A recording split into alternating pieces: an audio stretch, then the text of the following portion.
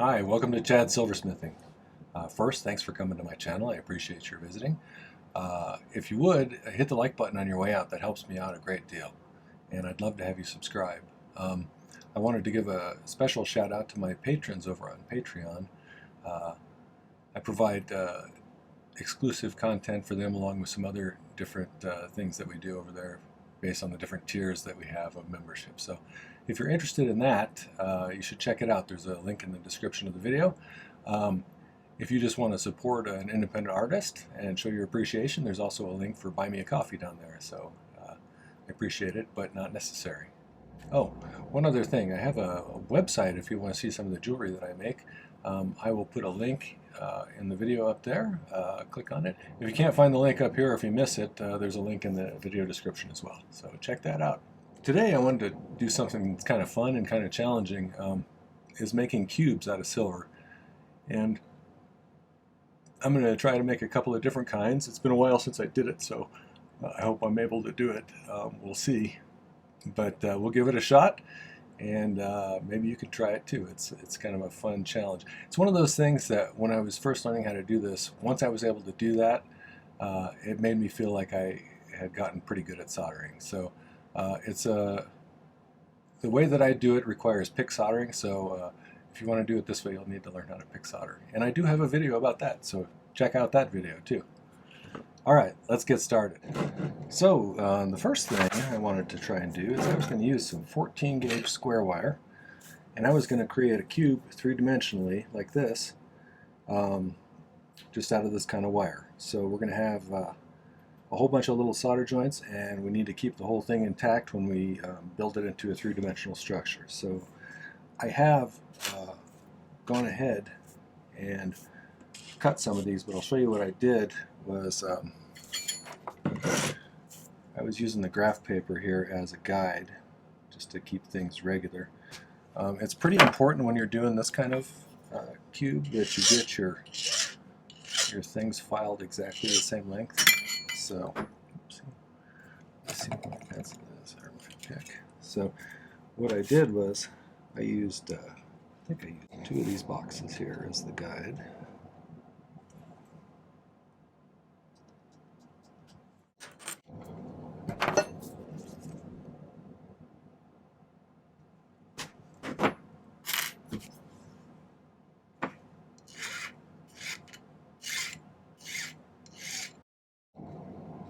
Still a little bit long, so just keep filing until you get it exactly the right size. Lately I've been using this graph paper, and it really comes in handy when I'm sketching out a design or something. I don't know why I haven't used it for years, but that's about the right length. So what I'm going to do, let's imagine that I just in front of you filed 4 more. I didn't want to make you watch me do all that, but we're going to put them like this.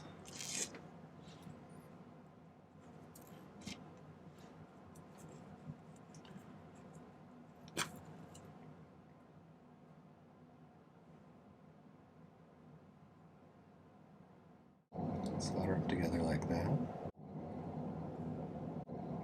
When I put it on the pad, I'll probably use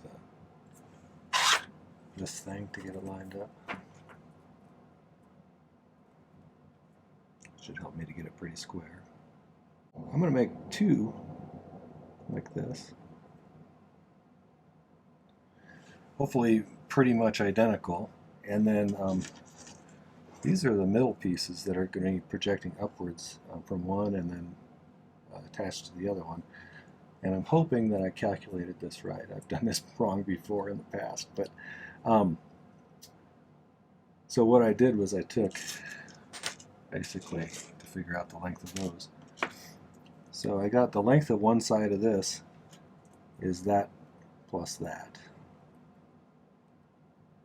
And when I have 2 of these cubes stacked on top of each other, that's going to take out 2 thicknesses of this in the length that goes up and down here. So I need to deduct 2 thicknesses, which would be this one and that one. Or actually, no, let me think about this here. This always gets my mind a little messed up. Let me see this here. Mm-hmm.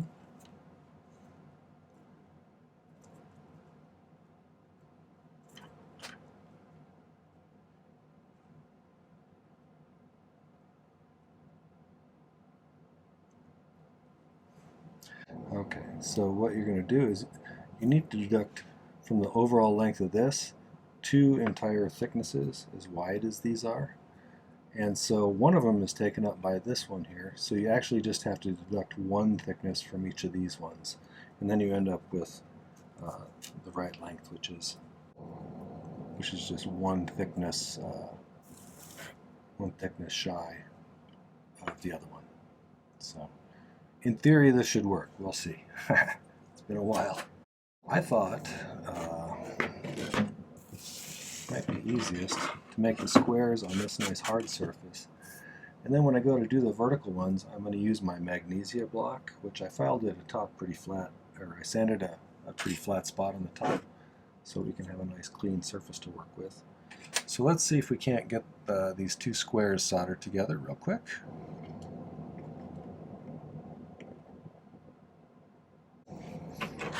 Actually, it's pretty square. Okay, I'm going to cut a little bit of center here. Okay. Try not to light that on fire while I'm doing this. That would be embarrassing.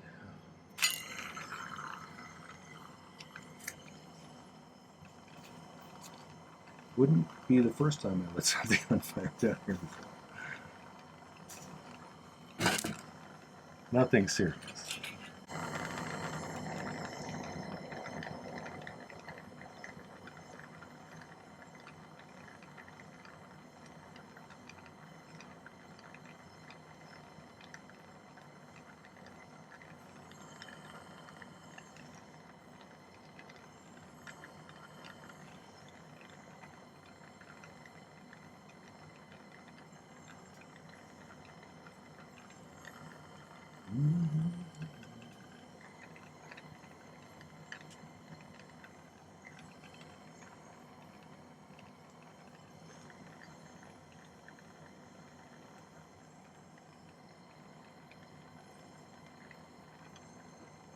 This is one of those operations that's going to require a little steadiness,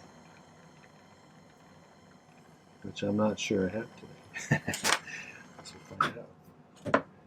Okay, so there's one. Okay, I'm checking to make sure everything's pretty much in a line. Looks relatively square. Maybe with a little bit of filing. Golden. I'm not going to get too crazy with the filing because I'm going to do more filing once I have it complete. Alright, let's set the second square up. I always want to leave one extra. This was my master. That way, if you didn't make enough, or if you lose one of them, or melt one of them, and you got a backup way to measure. That's pretty close. Let's see how it looks when we solder it together.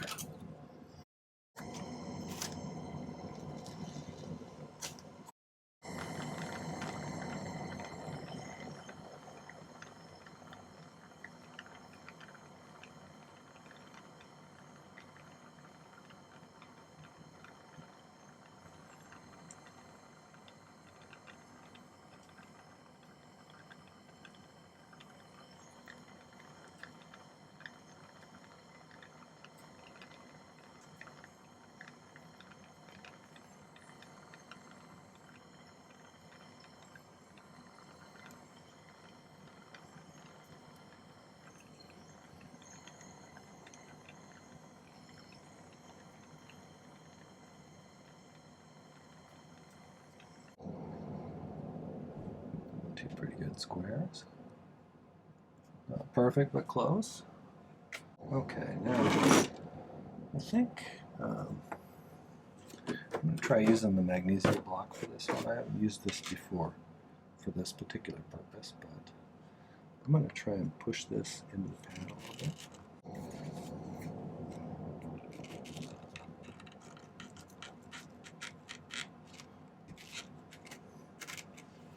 Just kind of flush like that. And then I'm going to pick solder a little bit of extra solder on each corner there, and then we're just going to plunk these each down on there.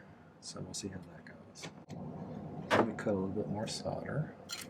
Okay,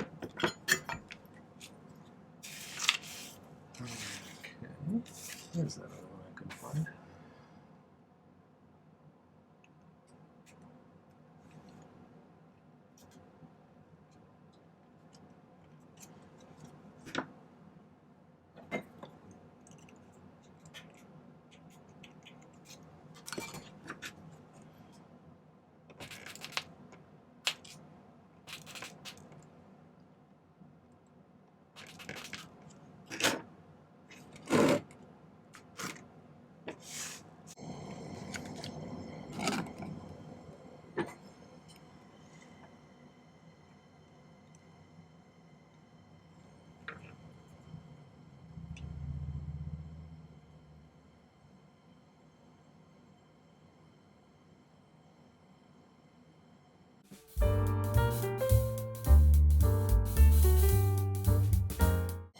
So here's the little shorter ones.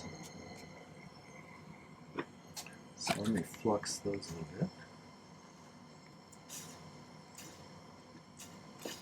Alright, now is when I see how steady I am, and I'm a little shaky today, so I'm not sure how well this is going to go. We'll give it a shot. Turn this so you can kind of see what I'm doing here. So mostly this one will stay hot just by being in the range here, and I want to get that sun on the bottom liquid. I want to try and keep it pretty much straight up and down. Now the trick is getting all the rest of these on here without dropping that other one off. So.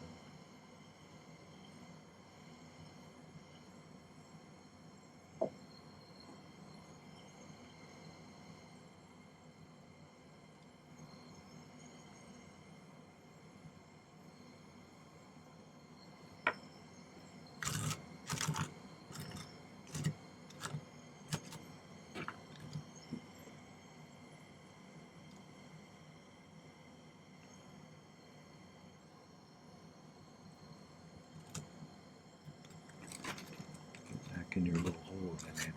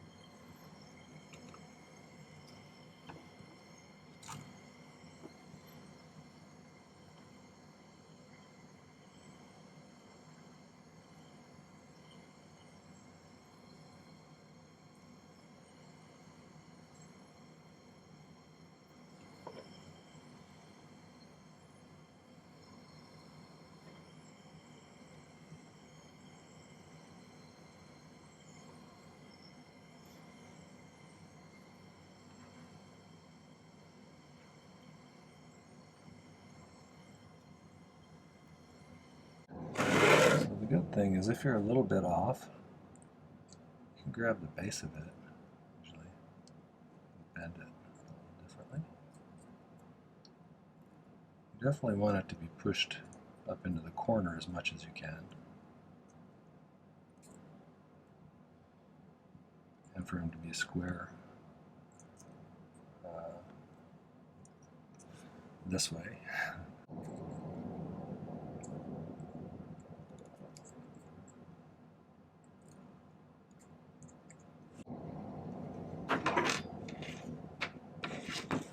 I'm going to check to see if he's square, set it on the other one.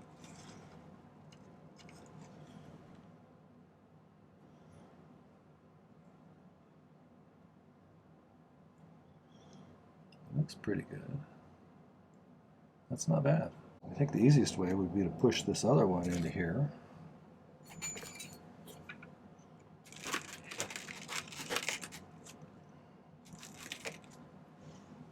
So it can't move too much. let's pick a little solder on each of these corners. Then I can just set this on there and heat the whole thing till it flows again. In theory. We'll see.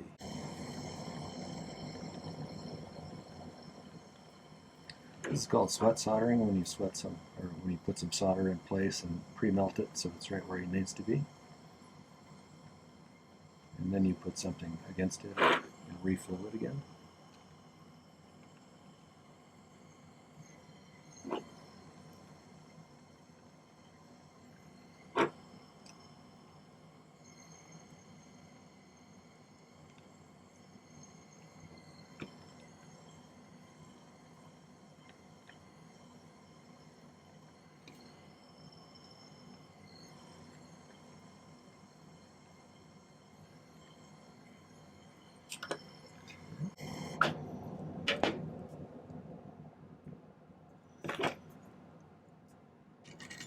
I'm going to go ahead and get a little flux on here.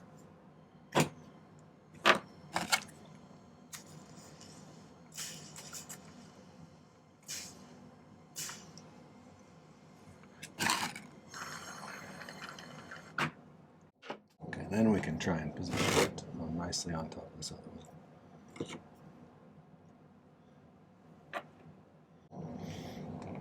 So I'm thinking I need to focus most of the heat at the base here because I don't really want these guys to remelt too much. And the one on the bottom is going to be a little bit hard to get up to temperature because it's pushed into the pad a little bit. But I think if we focus our heat in the right spot, it'll be okay. I guess we'll find out in a sec here. The top part being on top, at least the bases of those will get close enough to temperature to where they'll stick, I think. I'm watching for shininess on the bottom there.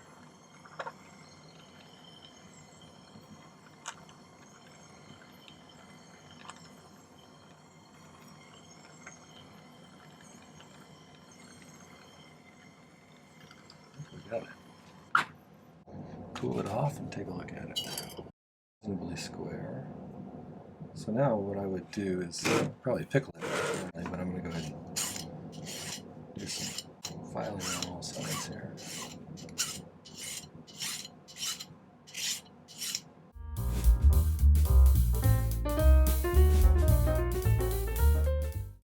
It's pretty close to square. It's not 100% perfect here, but I think with a little practice you'll probably get them pretty symmetrical each time.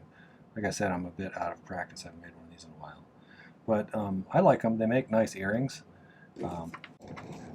In order to keep them from falling apart, sometimes I'll solder a jump ring right on one corner like this. And then once it's attached, then I'll bend it this way and then attach it to an ear wire. And they make nice earrings. You could also do a little pendant out of them. That'd be cool. Lots of things you could probably do with them. So I'm going to take a little back break and then I'll come back. So I thought I would do another simple cube, sort of actually it's not actually a cube, but it looks like a cube from the front. And then I'll show you a few others that I made earlier so you can maybe get some ideas for some different types of cubes that you could do. Alright, let's see.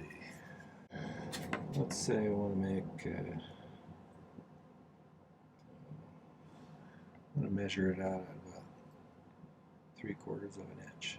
Actually, you know what? I'm going to make the bend first like this. Pretty good bend. Now notice, I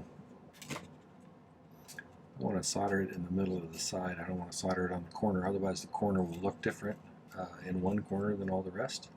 So, if I want to do 3/4 of an inch, now go about right there. Another bend. If you're measuring on the inside on the first one, measure on the inside on the second one and the third one. Measure about 3/4 of an inch. Precision measuring. Let's make a second one.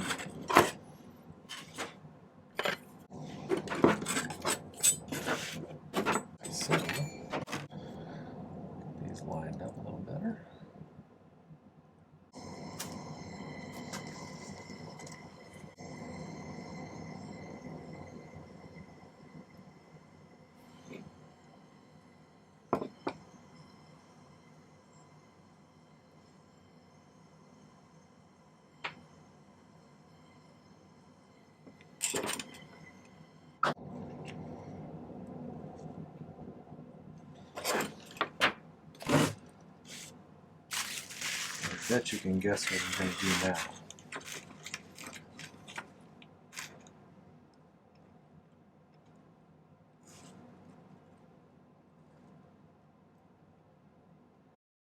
Let's take the marker here.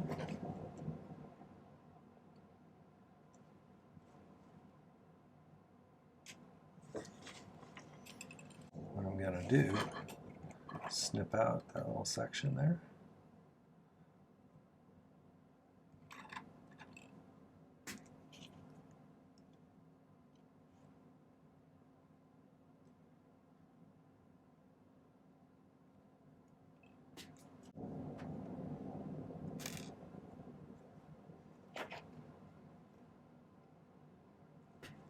I'm actually removing about the width of the wire. So I'm pretty good on this side, I think, but I need a little bit more taken off at the top.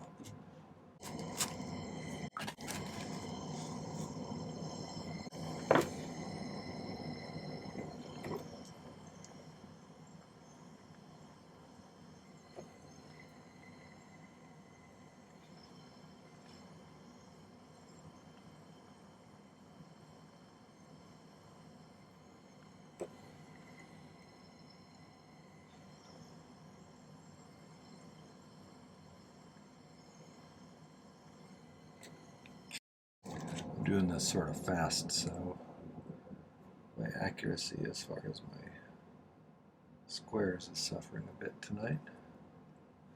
Okay, so what I really need to do now is I need a little bit more 18 gauge.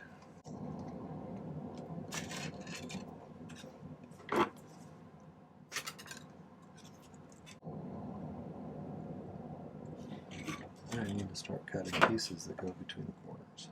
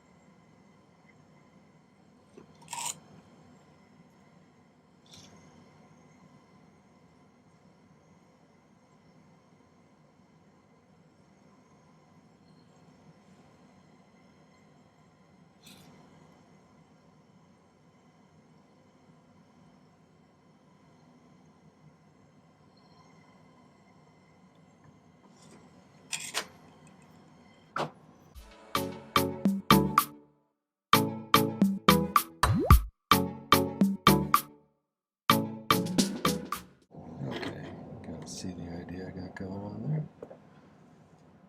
I don't know if I executed that perfectly, but if I took a little more time, I could get it pretty decent. Now let me show you some of the other ones I made.